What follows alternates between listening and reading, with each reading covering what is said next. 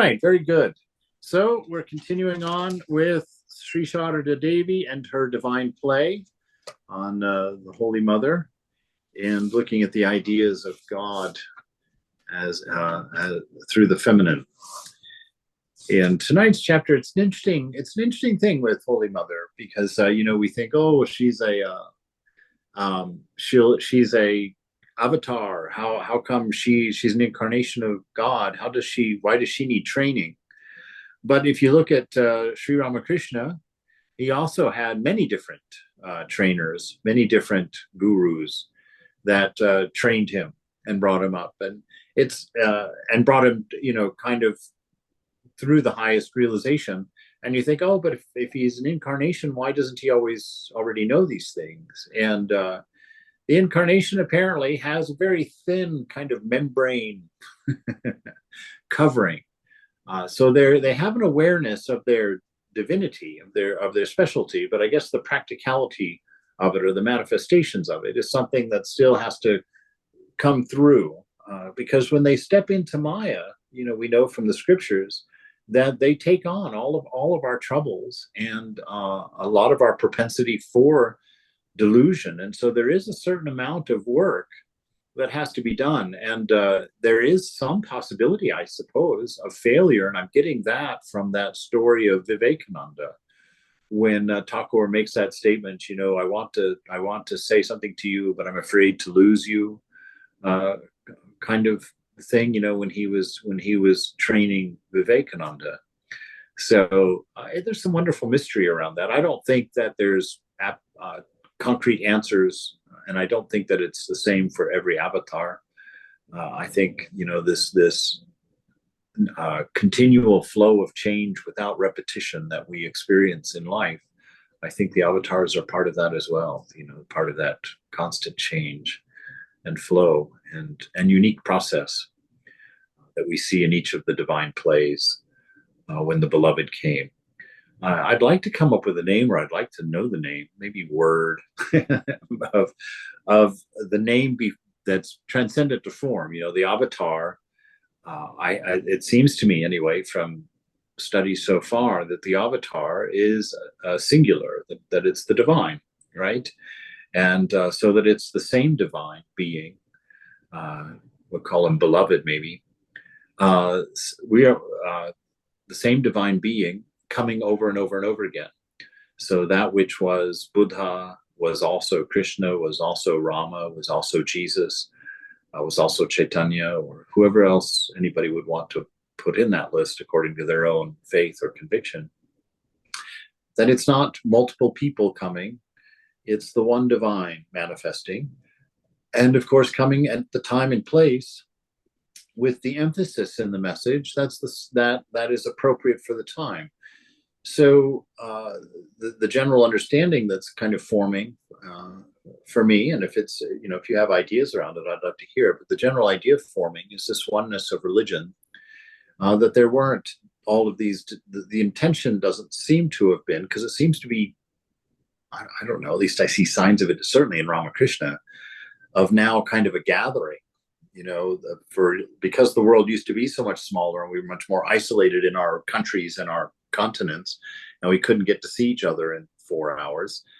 Now we can, and the world is getting smaller. And so with the advent of Ramakrishna, I think it seems to me, I love the idea of it being this way, that Ramakrishna is kind of the first of the avatar to come and sort of start gathering all of the children into a unity, instead of having all these disparate religions that formed around each of the visits of the beloved, and being treated as discrete and unique from the others, and different.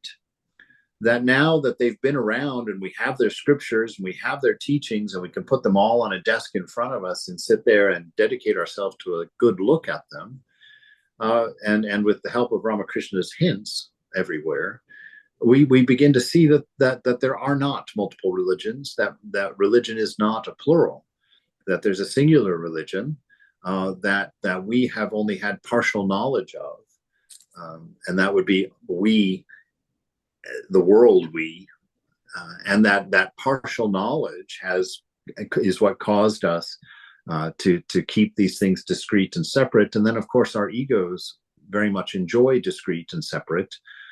We like separation and categorization as ego selves.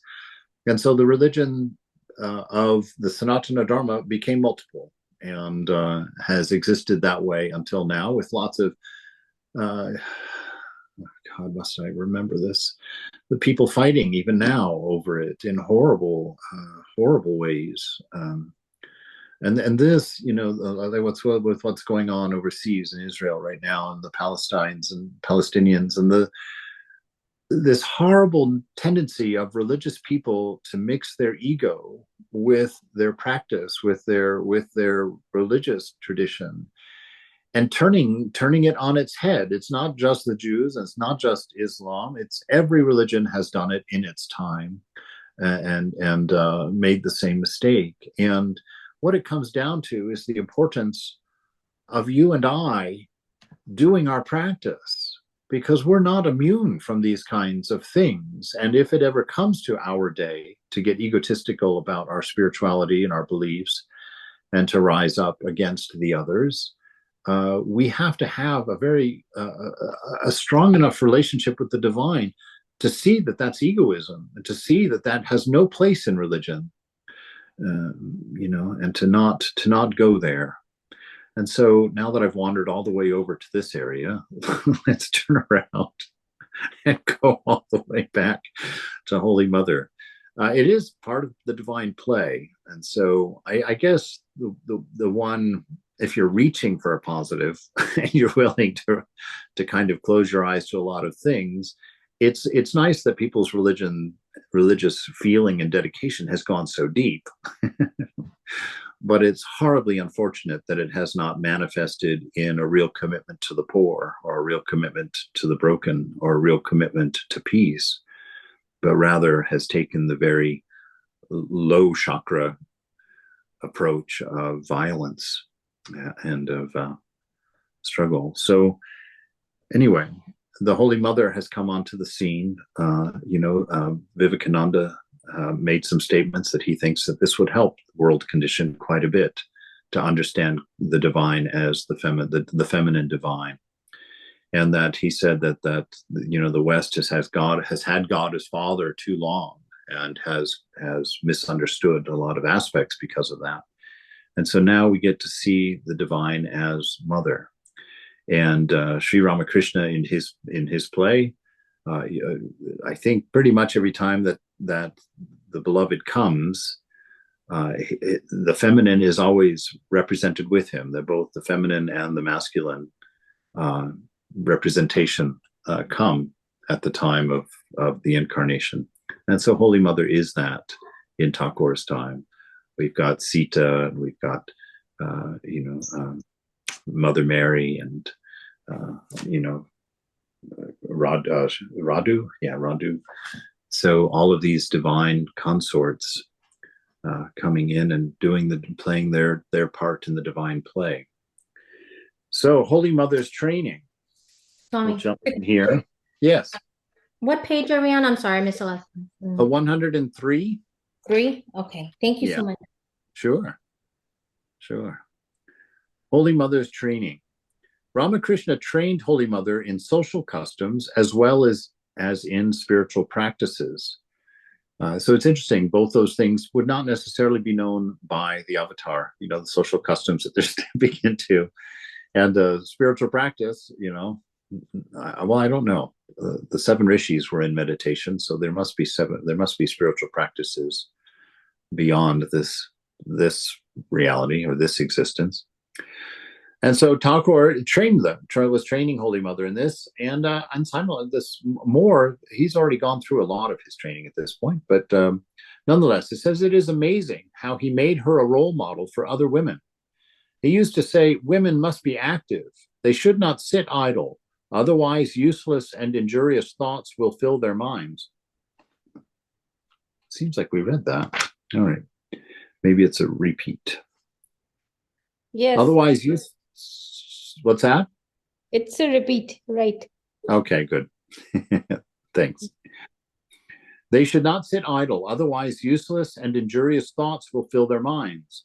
In addition to her arduous household duties, Holy Mother had many other tasks.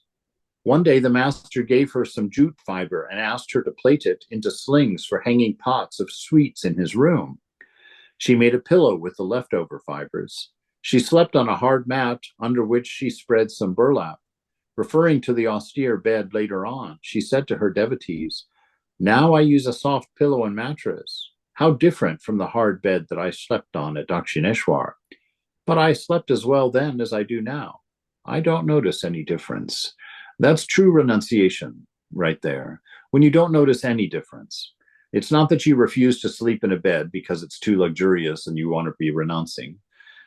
It's that you take what comes to you and you're content with it. That was the beauty in Vivekananda. You know, he was a wandering monk and he could sleep in the palace, you know, in the king's guest rooms, and be completely content, fine with that. And he can sleep out under a tree with a rock for a pillow and be perfectly content with that. So renunciation is not a particular. It's an opening and seeing everything perfect in the moment. That's where renunciation ultimately leads. Renunciation, healthy renunciation, mature renunciation, leads to finding the moment perfect and seeing whatever is available to you is enough and is what is. And truly, you come to that through your constant discernment, your constant watching of mind and body from inside and learning from that, and through your dispassion, through you know, understanding that these things don't matter because they're not who we are. in the ultimate, that's what it is. We're spirit, we're not body, we're not mind. And so things that are uncomfortable to the body are not by definition uncomfortable to us. Things that are uncomfortable to mind, to body and mind, I can't remember which one I said, are not are not uncomfortable to us as souls, as spirit. And so in our renunciation, that's what we're moving toward. We're renouncing things that make us biased and that make us interested in particular, and that become preferential or become adverse to us. We're trying to transcend that notion and trying to understand, know this moment, God is everywhere and always perfect. And so this is where we're moving toward. And so you see that in the mother here. You see that in the way that she lived under those austere conditions. The conditions that she lived in were not her concern. Her concern was time with the master, was serving the devotees, was taking care of the people that came to her for spiritual insight and spiritual teaching, and taking care of her children, you and me. That is her concern. That is her love. And anything else, the conditions and circumstances were not the point. And so we see that clearly in her, and are called by that example to learn to be that way, to grow into being that way, not to mimic it, but to grow into it, to know what we are, to know our true nature. Ramakrishna considered Rakal to be his spiritual son. When Rakal married, his wife Vishweshwari visited Dakshineshwar. The master looked at her and realized that she represented an auspicious aspect of the divine Shakti. He then sent word to Holy Mother to give Vishweshwari a rupee and unveil her face. This is the traditional ceremony by which a mother welcomes her daughter-in-law. Oh, beautiful. Girish Ghosh's friend, Kalipada Ghosh, was a terrible drunkard. He refused to give money to his family, instead spending it on wine. His wife, Vishnu Priyangini, was very pure, very devout. She went one day to the master, seeking some kind of medicine to change her husband's habits.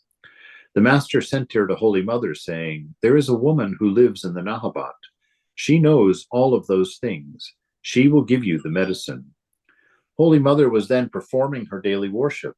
She sent the woman back to the master, saying, "He knows everything. Please go to him." He again sent her back to the Holy Mother. And this exchange went on 3 times. All right. At last, Holy Mother wrote the Master's name on a bell leaf that had been offered to the Lord and gave it to Kalipada's wife, saying, "My child, save this in an amulet. Then chant the Lord's name, and your wish will be fulfilled." All right, just another little bit of the play between the mother and the master. You see the humility in both of them. What are you talking about? I'm not the one. He's the one. He'll do it. Oh, no, no. Go to her. She'll do it. Back and forth.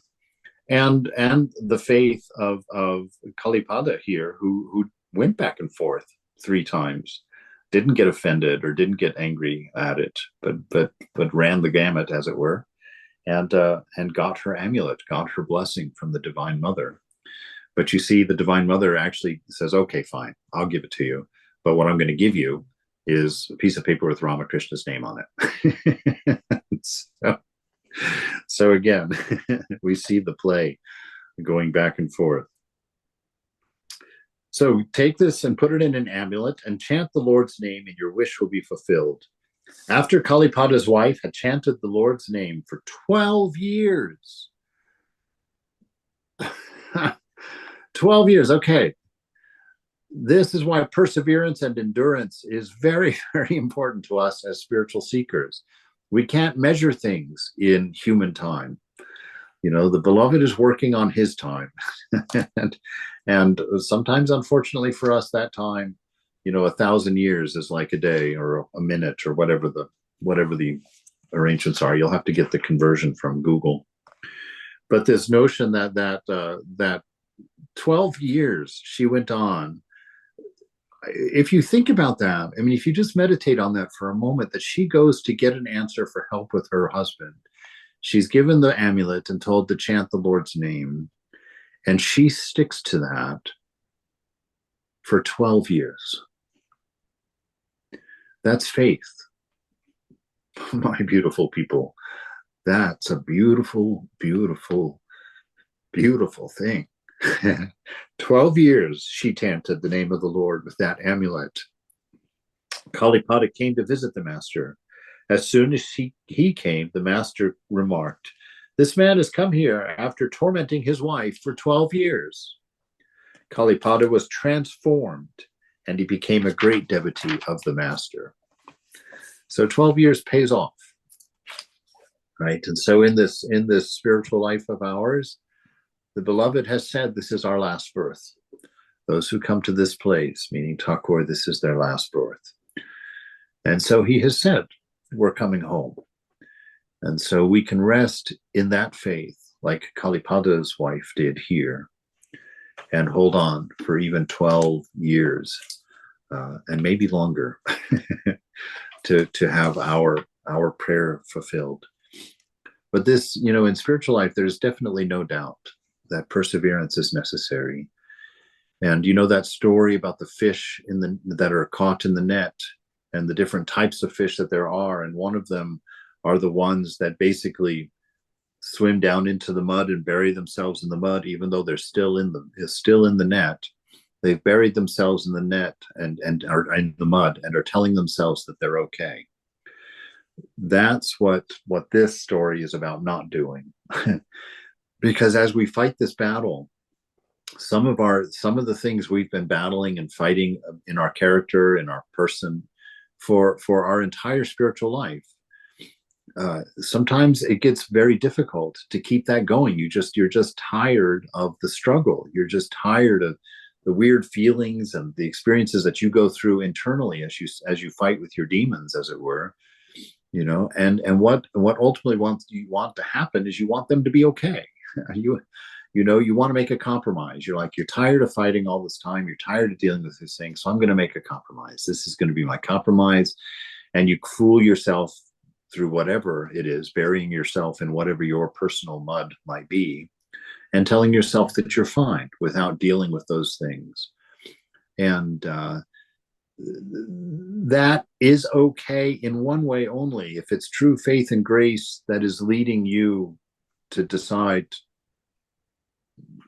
to go forward, to keep the struggle. If grace is doing it, the struggle remains and the failure remains, but the grace is what allows you to keep going, what allows you to have enough faith to stand up and try again in whatever endeavor that is. It's not okay if the struggle ceases, if you just begin to, whatever, I'm not dealing with that. Oh, that's fine. Me and mother have a special arrangement. God understands me. We're all right in this way. If you start thinking like that, no, you're in trouble. You're in the mud and you need to pull out and get out of the net, So this perseverance is what we're called to. You just keep going. Every day is new. See it that way. Don't keep track of your past. That's the whole thing. Keep no record of wrongs. And then the struggle doesn't go on for years. The struggle is in the moment. And you take care of the moment as the moment comes. And grace keeps the moment clean and pure every time. Right? Even if there's something impure in the memory, the moment remains pure. And in every moment, your full potential is available to you. In every moment, your ability to be ever free, ever pure is yours. Because behind the net, behind the delusion of the moment, you are that. You have overcome. You have become free. That absolute unchanging exists at every moment within you. And it's really just a matter of where you put your mind, where you put your identity. Will you put it in the mind with the world of the changing, which is where all of our vices live, in the world of objects, in the world of senses? Or will you trust that space of silence beyond the mind that's in the heart, that place where the I dwells, the isness dwells, the place where Satchitananda is emanating its nature through the body-mind, through your body-mind. Gaurima regarded Ramakrishna and Holy Mother as her own parents, and she was very free with them.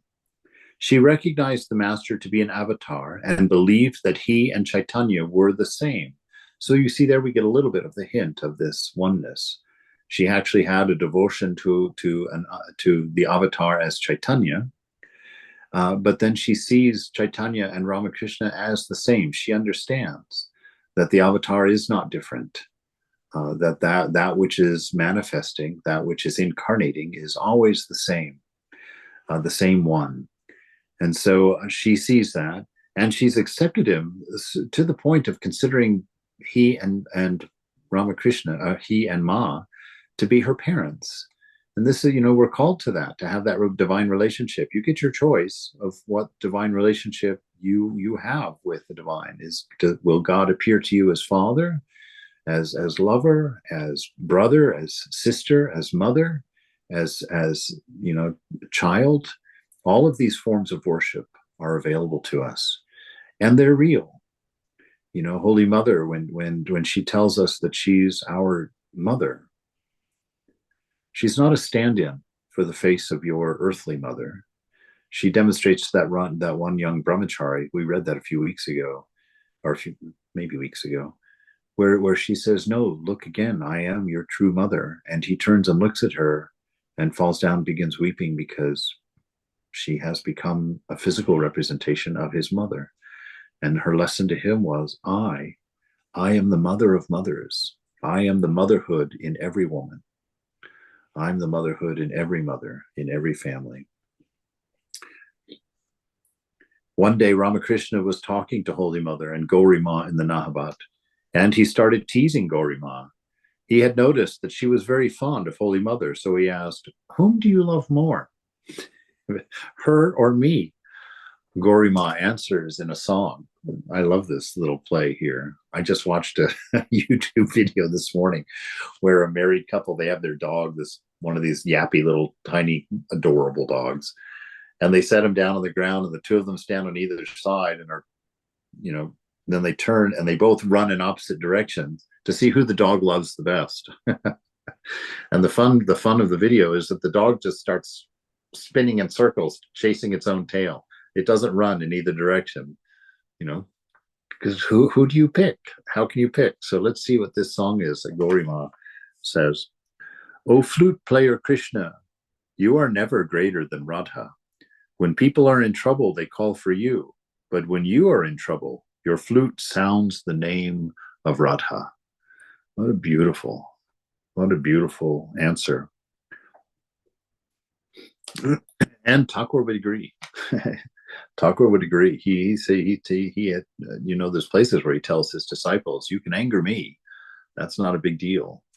But if you anger that one, if you anger the Divine Mother, all the legions of heaven can't help you. So the Divine Mother is supreme. Holy Mother was very embarrassed, and she squeezed Gorima's hand. The master laughed and left the room. Typical guy. Laughs and leaves the room. He's made his joke. Ramakrishna and Holy Mother demonstrated an ideal marriage based on mutual love and respect. And I have a deep belief, which might seem odd as an unmarried monk, but I have a deep belief that this is why Thakur came and married, was to give this ideal, to show what an ideal relationship looks like. Not just with husband and wife, especially with husband and wife, but between everybody, between each of us, this mutual love and a mutual respect for one another. And that's how we come to see the world as one. Even Jesus in his last prayer on earth in the book of Matthew, I don't remember what chapter it is, 15 or something, he prays in the Garden of Gethsemane for this unity. And he says that this unity is formed by this love, by the love of the divine, that it binds us all together and holds us together. So mutual love and mutual respect are the fundamental parts of a relationship. Later, Holy Mother described the Master's thoughtfulness. How kind was the Master's behavior to me? He never spoke a single word that could hurt me. All right, so husbands, have this tattooed on your arm. have this tattooed on your arm, that you never ever spoke a single word that would have hurt your wife or harmed your wife. And ladies, wives, do the same, because the word mutual was in that sentence. So also, do not utter a single word that might hurt your husband. All right? This mutual respect and this mutual love, this mutual care is fundamental to us as humans. It's the thing that makes life beautiful and livable in this world. And if we can start to do this, we won't have all the news that we have these days. How kind was the Master's behavior to me? He never spoke a single word that could hurt me. One day at Dakshineshwar, I carried his food to his room, and thinking I was Lakshmi, he said, "Shut the door as you go out," addressing me familiarly as Tui. So he used the what would in Indian culture, they have the formal and the informal. We used to have that in English. We got rid of it. Thou and thine was the informal. You and yours, I guess, was the formal. So our democracy, our democratic culture decided to call everybody by the formal all the time. And so what happened? It lost its formality. It lost its special connotation. But in Indian culture, it's still this way, that you address somebody in the formal, if there's someone that you respect or want to show respect to, and not the familiar. And so he, thinking she was someone else, calls her in the familiar tone, the less respectful tone. It's not at all an insult in that sense, but it's the lesser form, the familiar one. And I replied, "All right." When he heard my voice, he was startled and cried out, "Oh, it's you. I thought it was Lakshmi. Please forgive me for addressing you as Tui." I answered, "What does it matter? What does it matter?" And indeed, you know why it didn't matter? It didn't matter because the Master had never uttered a word that would hurt his wife.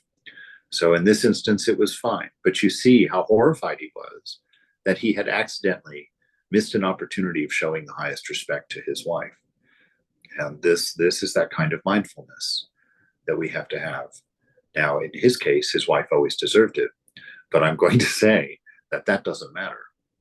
That this teaching is, regardless of whether your husband or your wife deserves it, you should always show the highest respect. That it's not a mercantile relationship. This mutual love and mutual respect is in the face of whatever comes from the other side. Tough teaching, I know, but this world is a tough teaching. And the things that we have to go through in order to realize our divine is also very difficult. So, we don't do things for reasons. We do things through inspiration because of the love of the divine for us.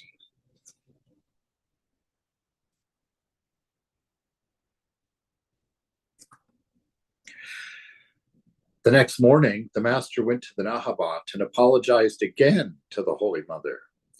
You see, I couldn't sleep the whole night. I felt very bad for addressing you so disrespectfully. He had no peace until Holy Mother reassured him. Wow. You see how deep this commitment goes in him, how deep that feeling of respect for his wife goes. And this golden character that these holy people have is such a beautiful inspiration for us. And it's the whole, I don't know the whole reason that they live, but they certainly live by and large as lights for us to show us the way. This is the way to do it. This is what perfect spiritual life looks like. This is what, yes. I'm just laughing because a lot of people have a hard time saying, I'm sorry. Yes, no, you're very true, very right. A lot of people have a hard time, and a lot of people just don't mean it either. A lot of people are not as committed to love and respect as what we're seeing here, And so it is humility. That's why the ego is so dangerous, because the ego doesn't apologize, unless it's going to get something for it. So that's why it's so necessary to do these practices that we do to kill that ego, to supplement. Yes. When you said Lakshmi, are you talking about some person or the goddess Lakshmi? No, it was some person. Yeah. Or like maid, like some maid or something that he would use a less formal.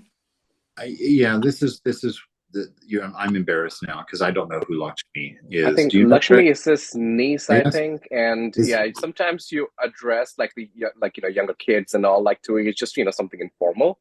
Oh, that means she was much younger. Thank you. Yeah. Okay. I think she was his niece. Yeah. Is that Arnab? Yeah, that's me. Thank you, Arnab. Thank you very much. Swami A is amazing. When he gives his gospel class, he knows who every single person and their history and their family. He knows it all.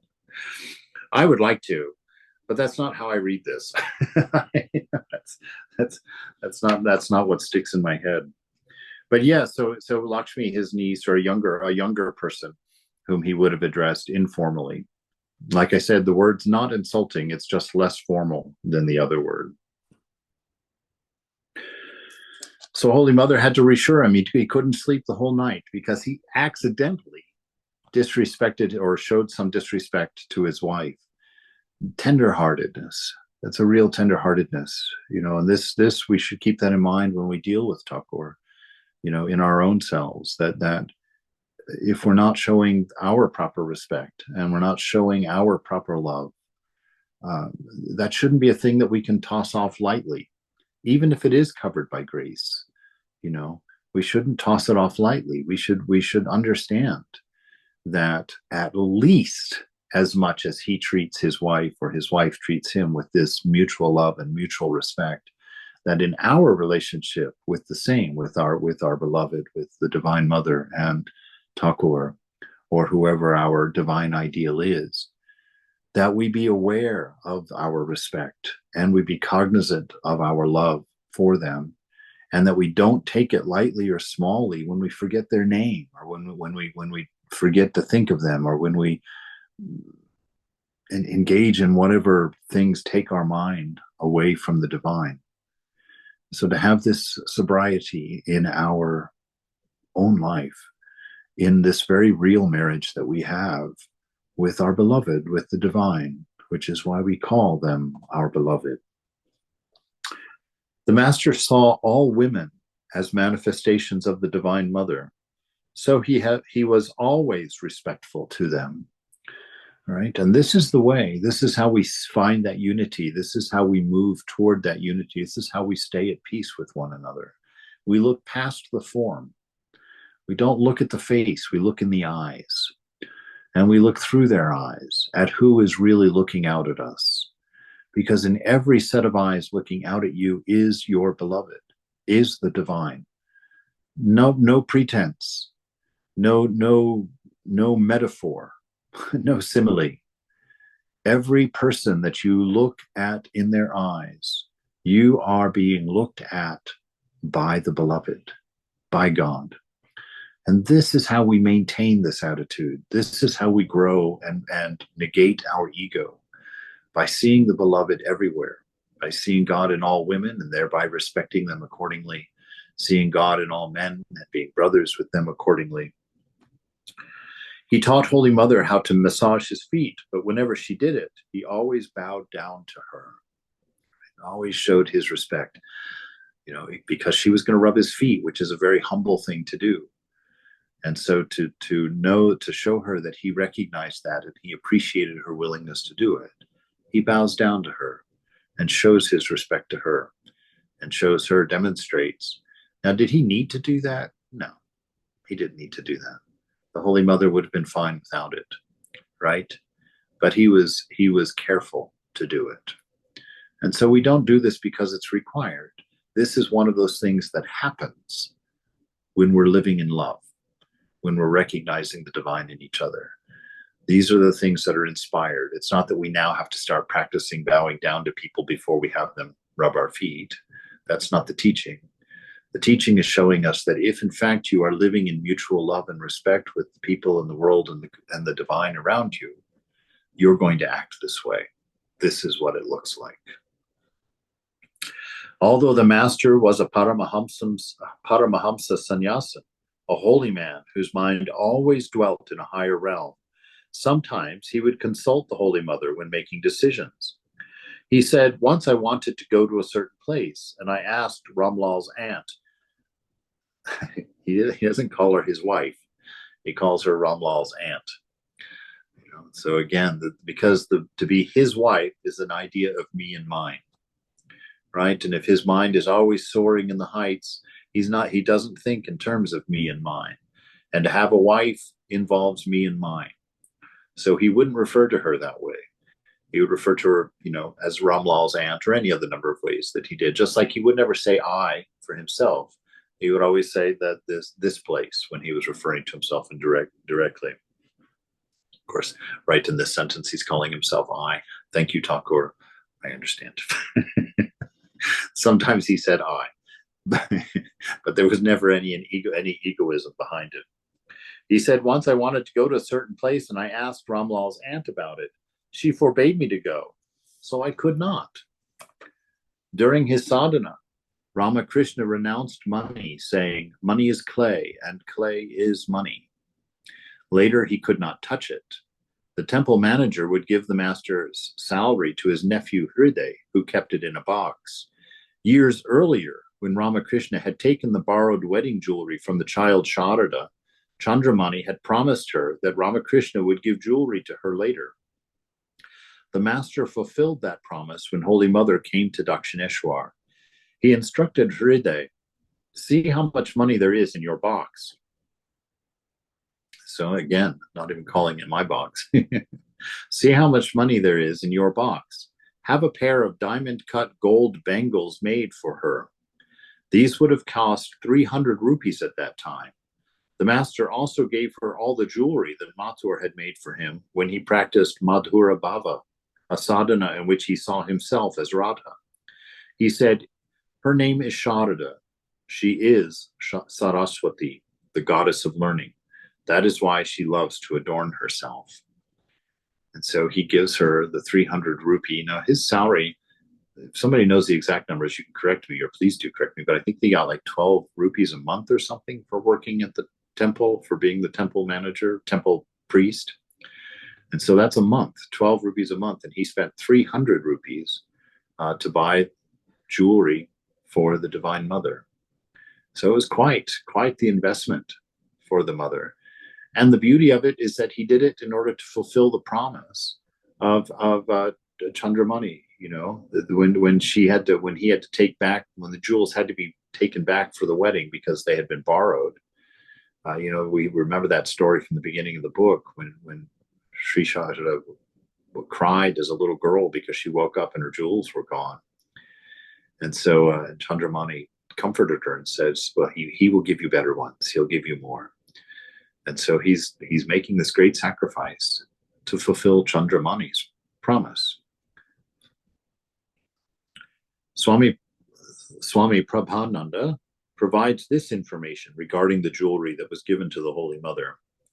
Hriday copied on a page in the account book from an old list thus. In 1864, Sri Yukta Kartababu Mahashai Mathur asked Sri Yukta Padacharya Mahashai Ramakrishna to make a set of gold jewelry. This is the copy of that list. Thereafter, the particulars of the jewelry are given. 1 necklace weighing 3 baris, 4 annas, and 2 pi. 1 pair of chokers weighing 3 paris and 14 annas. 1 pair of lotus earrings weighing 1 pari, 7.5 annas.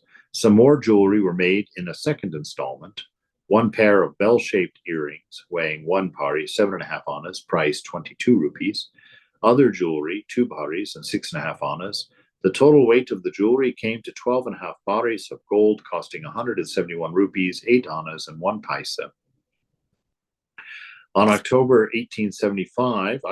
7th of October, 1875, it is mentioned in the account book, an armlet was brought for the younger aunt, Holy Mother.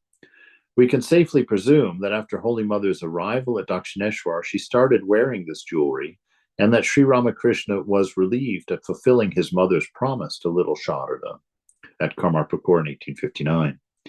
At that time, Chandramani Devi was living at Dakshineshwar, and this must have made her happy as well.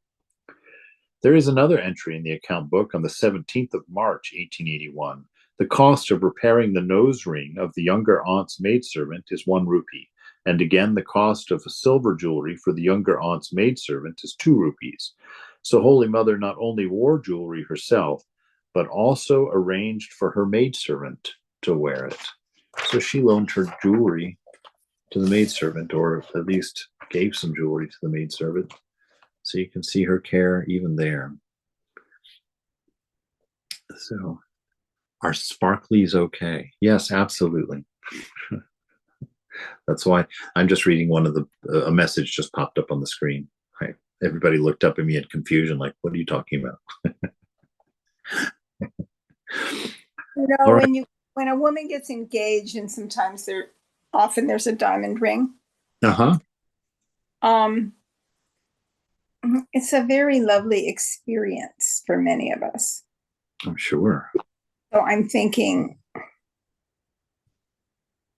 how delighted she must have felt that that God gave her some jewelry. Oh, yes. No, the jewelry has a big significance in Indian culture. It's the retirement. You know, if anything happens to the husband, it's the jewelry that's going to support the wife. You know, if he passes away, that's her livelihood, because she's not allowed to work as a widow in Indian culture. And so give a woman having lots of jewelry, you know, is a sign that she's well taken care of, that she's going to be fine. And and if a woman has no jewelry, that's quite a statement in and of itself. And so it was very important on several levels that the master fulfill this promise for the Divine Mother.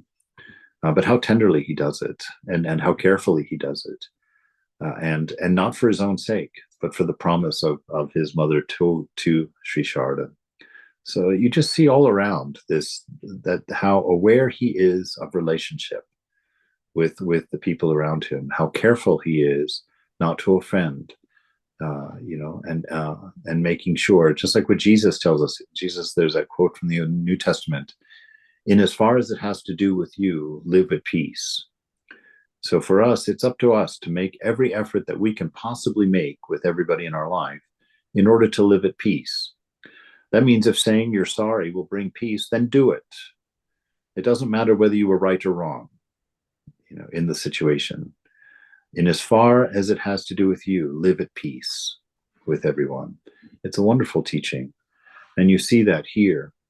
It really shines here because it's going both ways also, which is quite exceptional. Swami Prabhananda also supplied this information about the mother. We know from the biography of Holy Mother that in 1876, she lived some of the time at the thatched cottage in Dakshineshwar, which Shambhu Malik had built for her. Only occasionally did she live in the Nahabat, but in 1880, she mainly lived in Jairambati. She led a very simple life, and her needs were few. In June 1876, she bought a sari for 10 annas, a packet of vermilion for 2.5 annas, a comb for 5 paisa, a box for 9 annas. Then on November 8th, 1876, when she left for Jairambati, she bought a bottle of coconut oil for 5 annas. It is also recorded that in 1880, 2 saris were sent to Jairambati for her from Dakshineshwar. Once, while staying at Dakshineshwar, she took 4 annas for personal expenses. On another occasion, Holy Mother gave to her maidservant 4 annas for the observance of the Savitravatra, a vow sometimes taken by married women. 4 annas for a pillow cover, 4 annas for her household expenses. Thus, we get a glimpse of Holy Mother's feeling for others, as also of her lifestyle. She was caring for the people that cared for her. Is a beautiful indication, because it's not necessarily common. Quite often I've seen household servants treated quite rawly by folks, which is always quite a surprise to me. But you do see that, but not in Thakur's home, not in Holy Mother's place. Everybody is being treated with love and respect in a mutual way. Although the master led a God-intoxicated life and was often in samadhi, he was extremely practical. Like other men, he was concerned about how his wife would be supported after his death.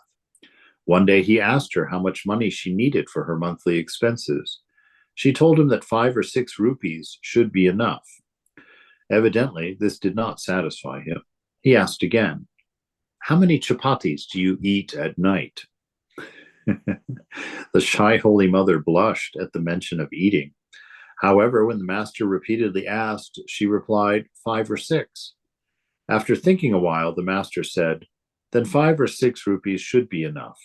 He deposited sufficient money to yield that much in interest with Balaram, a wealthy householder disciple.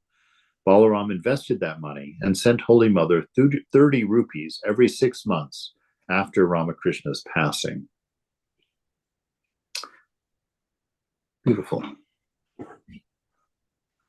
Although Holy Mother was brought up in a rural village and could scarcely read and write, she possessed keen intelligence, strong common sense, and far-sightedness. Once, a Marwari devotee saw a dirty sheet on the master's bed. Intending to help with the master's household expenses, he offered to invest 10,000 rupees in the master's name, which would be sufficient for the master's food, clothing, bedding, and other necessities.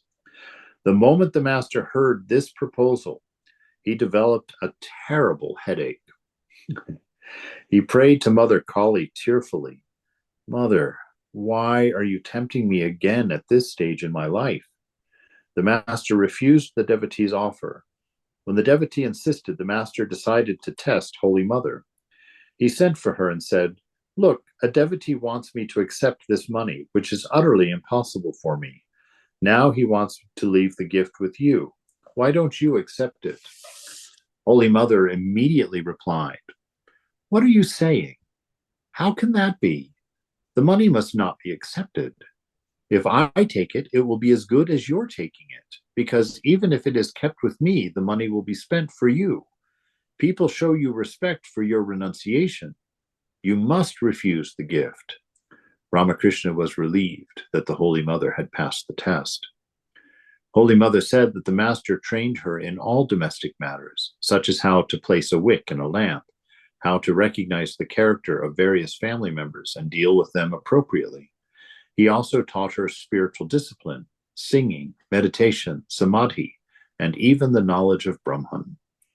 When Holy Mother was living in Dakshineshwar, Ramakrishna often asked for her opinion on various matters. Holy Mother would always reply, "Please excuse me. I would rather not answer right now. I shall give you my opinion later." "Why not now? With whom will you consult?" the Master would insist. But Holy Mother's reply would invariably be, "Oh no, let me think a little, and then I shall talk with you about it." Returning to the Nahabat, Holy Mother would pray fervently to the Divine Mother, "Please tell me, Mother, what to say." In response to her prayers, Holy Mother received the answers to the Master's questions, which she would then share with him. Okay, wow. You also see this in Brahmana. You see this in all the disciples' lives, actually. This dedication to living with the divine.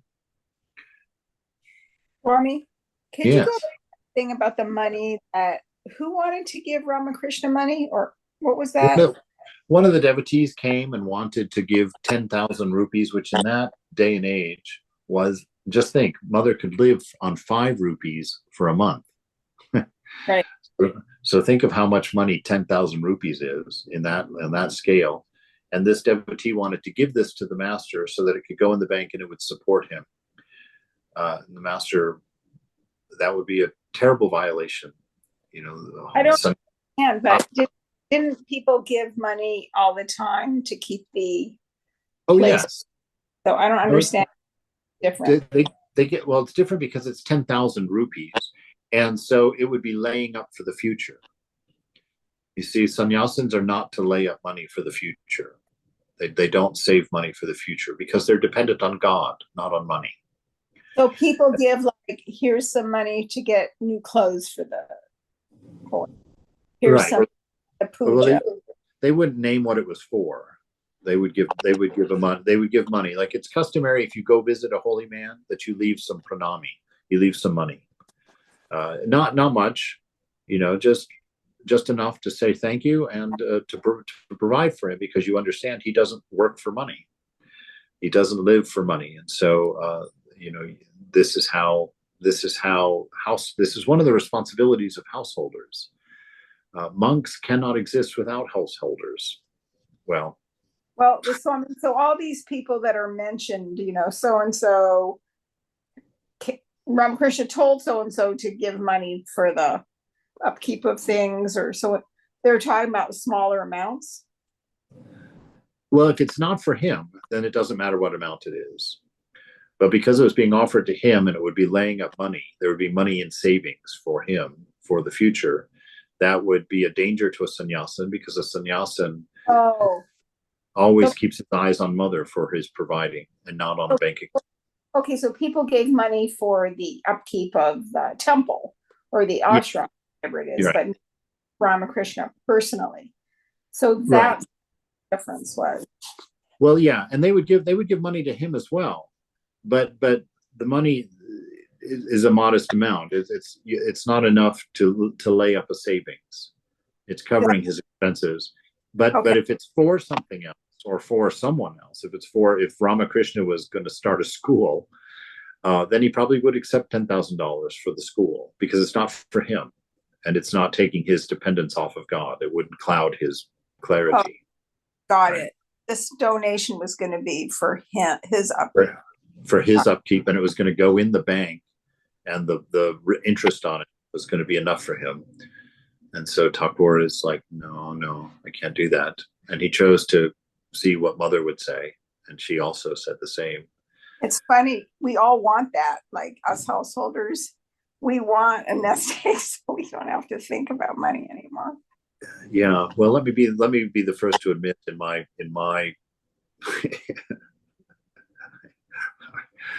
what to say.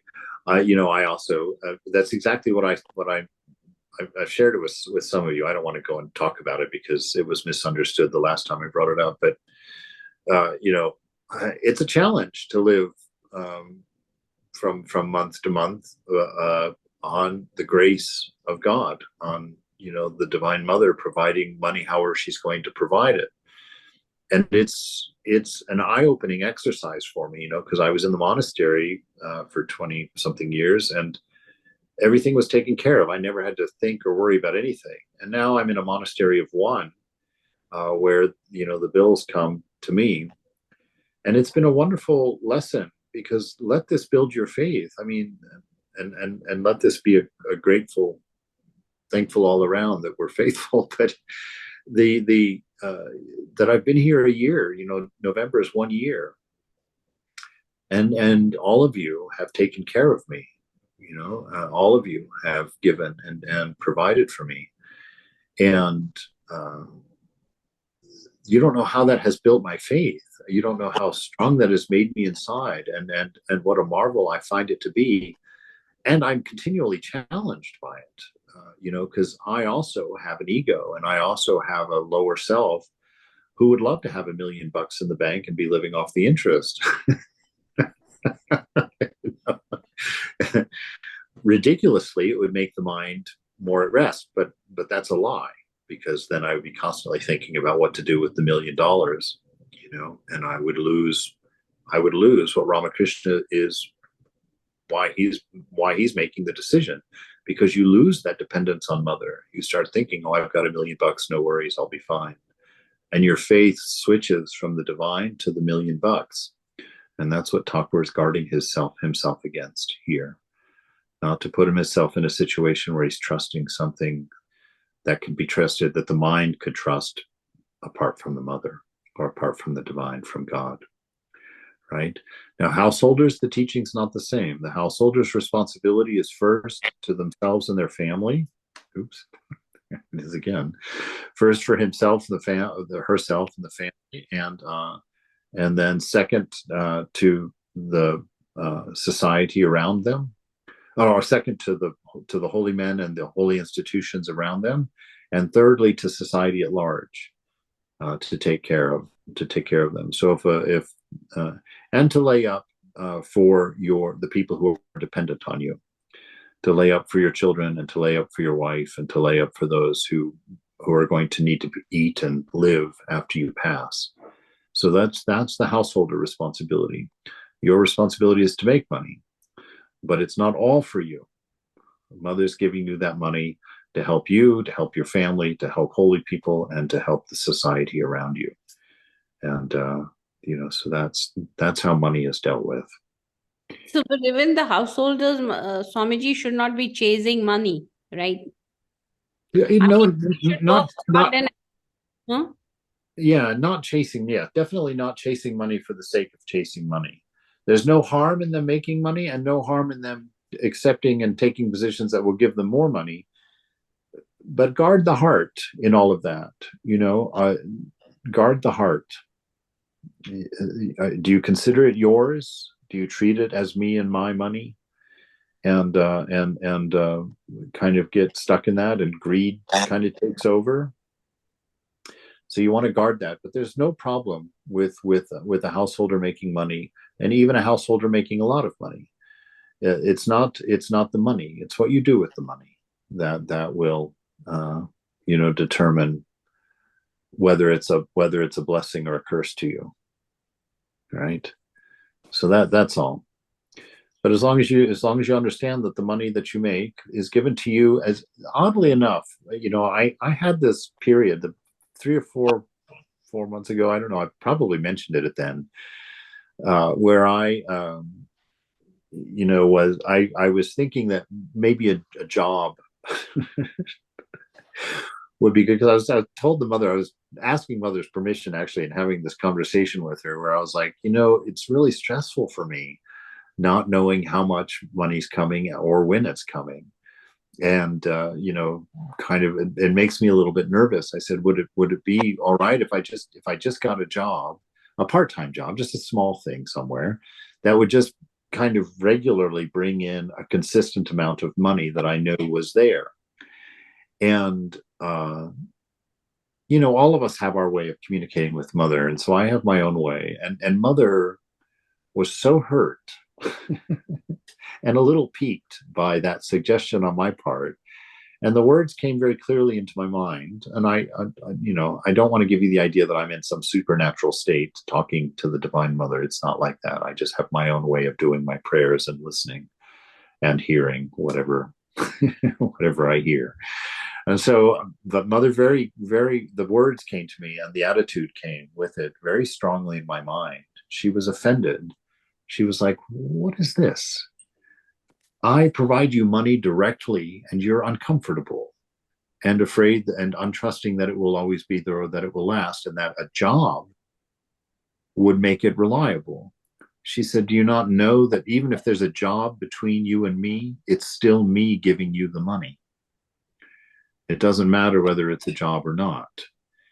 And I was so chastened by that. I felt really bad about that. And, you know, I don't know. It's, we still have that conversation on occasion. But this is the thing, you know, that our dependence is on the divine, on Mother, directly for all of these things. And she's not a figment of an imagination. She's not some vaporous imaginary friend that we have. I can tell you, I've lived for a year without working in the world in one of the most expensive periods of our economy since I grew up. And I'm fed and I'm taken care of. And the Mother is providing. So what can I say? It's true. But what the Master is doing here is been a real lesson to me in that he refused money that somebody gave him to lay up so that he wouldn't have to depend on Mother so directly like that. And he refuses, and the Holy Mother refuses as well. And so it's a great lesson for us. Mother is providing for all of us. And just like the point I made, whether you have a job in between you and Mother or not, the money is coming from Mother. Your job and the blessings that it brings to you are equally from Mother, you know. So watch carefully and, you know, always be encouraged. You don't have to be afraid to act in a certain way, otherwise Mother will stop it. It's not like that. She's full of grace and love for you and will only do what's best. If it's best for her to stop it, she'll be happy to put you under a bridge tonight. No trouble at all, if that's what's best for you. And so, but that's part of the lesson for us, part of our surrender and part of our learning. Wow, Swami is powerful, you know. It was really, really powerful, actually. Yeah. And I never imagined that, you know, I would learn relationship counseling, you know, in this class today. I never imagined that, you know, coming to, you know, this class actually. So yeah, I think, you know, the Thakur and Mother have all the answers, you know, for all of the householders. Actually. Yeah, that's it. Absolutely. Absolutely. Yeah. Thakur and Ma are everything. Absolutely. Powerful, yeah. And so, and then this other point here that was at the end of those last couple of paragraphs, this way that she would not give an opinion immediately. How many of us would hold back our opinion for even a second? You know, somebody asks your opinion, you're like, oh, do it this way. This is how it should be done. Oh, I know. You know, we're ready to throw our opinions out there any second. That's egoism, you know. And for the Divine Mother, she wouldn't give an opinion because she didn't trust her ego. She didn't trust her mind. She trusted God. And so she would go, she would say, oh, I'll give you that opinion later. And, you know, and then she would go and she would pray. And she would place it before the divine. And which is, you know, part of the play because she was that. But then it's part of the play because you're that as well. So move beyond that argument, you know. One like that, Swami. If you ask her a question and she's not sure, she'll say, give me a minute. And like she'll in front of you, she'll close her eyes and pray. Yeah. And she'll answer. Yeah, I think that is extremely important to remember. We should hold our tongue, have as few opinions as possible. Opinions are formed by ego and they cause suffering. Don't form an opinion unless you have to. Because to form an opinion sets up an expectation. right? And setting up an expectation opens the door to suffering. And so don't form opinions unless you need to. You know, when you look at the house, don't decide whether you like it or not. Let it be what it is. Don't decide, oh, I don't like that blue in that living room, you know, or I don't like the green in the kitchen. Shut up. It's a kitchen and it does just fine any color as it is. This is part of our surrender and part of our breaking the ego. The ego gathers opinions to convince itself of its own existence. It holds on to opinions to build up its own belief in itself. So don't form an opinion unless you actually absolutely have to. And if you're going to, take it to the mother first, you know, and sit and you know, this is a good point, because how do we communicate with the divine? How do we know, since we're not all like Brahmananda, who can literally have face-to-face conversations with God and get direct revelation from God? We're not at that space. And it's actually not that we're not at that space. It's that our minds are too noisy and our focus is so scattered that we can't hear the divine voice. Ramakrishna says that in the silence of the mind that we're talking about, when the mind finally becomes still and quiet, in that silence, the voice of the divine is heard. Ramakrishna says this in the gospel. And so we do have that potential to have that conversation with the beloved, with the divine. But we've chosen to live in the noisy world of the changing. We can't hear that voice. So when you want to talk to God or ask or inquire something, the best way to do it is to take it to the Lord, lay it out in prayer, and sit in silence and wait for the answer. Sit in silence. Don't calculate out in your own mind the pluses and minuses, should I, shouldn't I, you know, unless you get the inner prompting that that's necessary. But to sit quietly before Mother and wait for an inner prompting. Listen very carefully, you know, and when you think you have an answer, then act and go forward, and don't question it. If you think that you have the answer, then go forward. Assume that to be truth, offer it to the Mother and go. Because the magic is more in offering it than in the particular answers we may or may not get at different times. It's making room for that dependence and for that faith to grow. You know.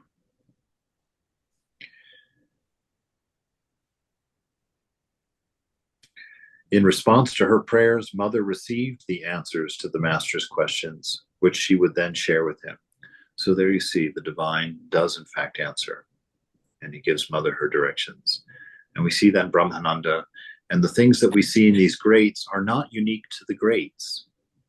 They are examples to us of what life is to the person surrendered to the divine, to the person that has quieted their mind and surrendered to the Mother. They get to have this direct contact. They get to share this direct relationship with the beloved. And that's where we're headed. That's where we're destined. That's actually where we, like I said, that's actually where we are. We know from the scriptures. It's just that we live in the noise of the world that we pay attention to.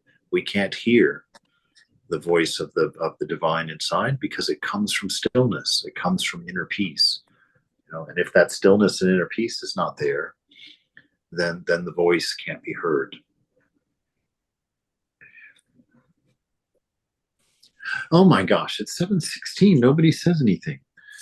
I would have gone on all night long here. Right. Great class, Swami. Thank you. Thank you, Surely. Swami.